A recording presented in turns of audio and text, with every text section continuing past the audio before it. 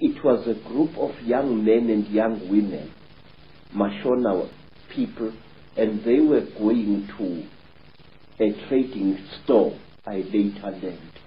I asked them where Elizabeth Moyo's homestead was, and they directed me to it, but they kept a safe distance away from me, and later I learned why. I was carrying a horrible, non-human smell upon me. When at long last I came to Mrs. Moyo's village, all the dogs in that place went hysterical. They came at me in a pack, wanting to tear me to pieces, and only the villagers managed to save my life there. Mrs. Moyo asked me where I had been, and I said I did not know. And then she said, I know you had been taken by the little ones. I said, yes. I cannot understand. She said, you must not try to understand. You were chosen by the gods as a living sacrifice. So don't even try to talk about this. But how could I not talk about it? I wanted to understand what had been done to me, by whom and why. Even now, sir, I still want to understand what it was all about. And many years later, I met a remarkable white woman, Elizabeth Clara, a famous South African woman who had worked for British intelligence during the war, and who, we are told, had been impregnated by a being from the stars, Icke.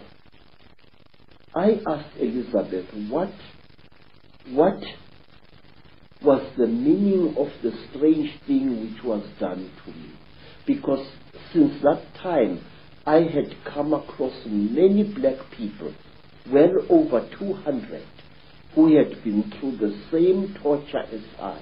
I had come across many black as well as Cape-colored women who had been mysteriously impregnated by the same creatures that I had gone through the hands of.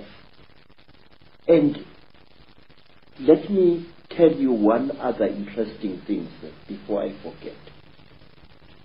About a year after I had underwent this terrible experience, I was walking along Jeppe Street in Johannesburg, delivering parcels, when a white man shouted at me to stop.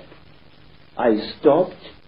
I thought he was a policeman wanting to arrest me for some reason. And when I tried to produce my identity document, the white man said, listen, I don't want your nasty word, passbook kever. I said, then sir, what do you want, boss? He said, listen, where did I see you? Where did I see you? I said, I don't know that. But he looked very familiar to me.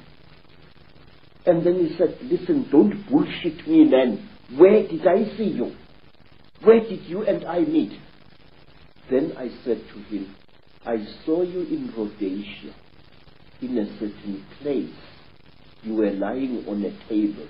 If I had hit that white man with a fist, he would not have reacted the way he did. He went pale, almost dirty gray in appearance, and he turned away with a terrible, dirty word, and he walked away. His eyes were filled not with anger, sir, but with pure, naked terror. Astonishing story. Yes, sir. But there is more, sir. There is more, because I still want to know what was done.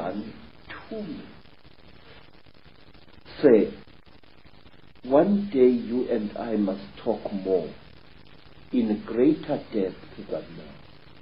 I would like to tell you that since that time,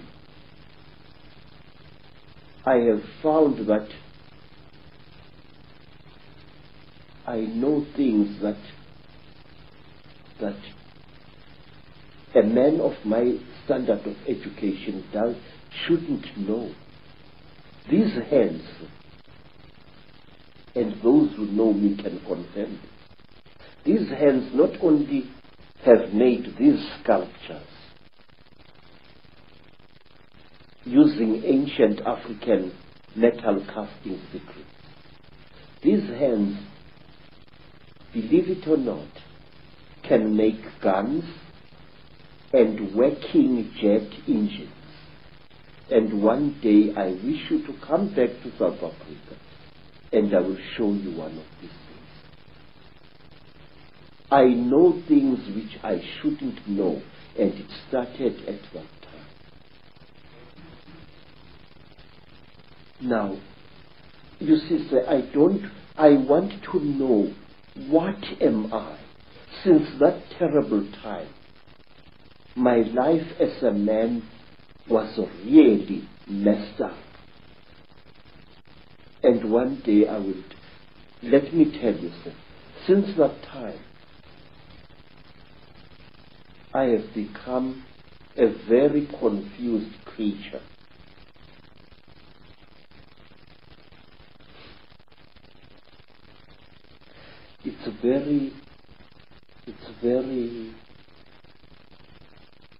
It's embarrassing, really.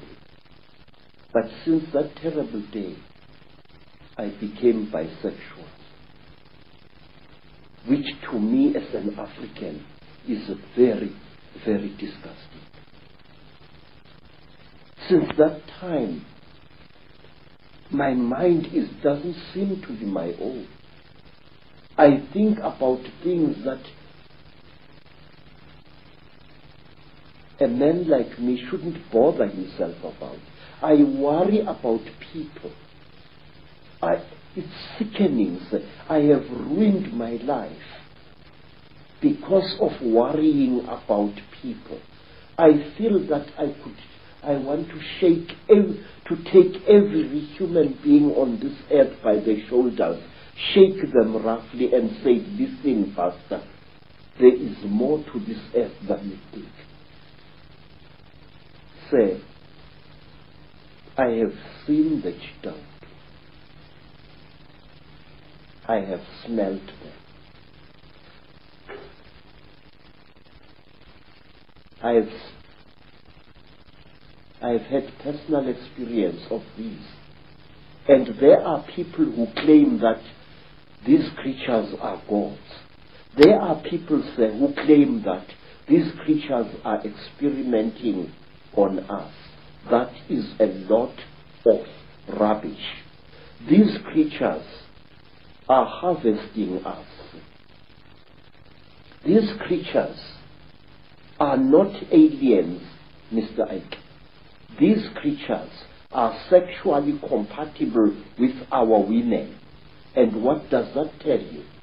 It tells you that they came from here.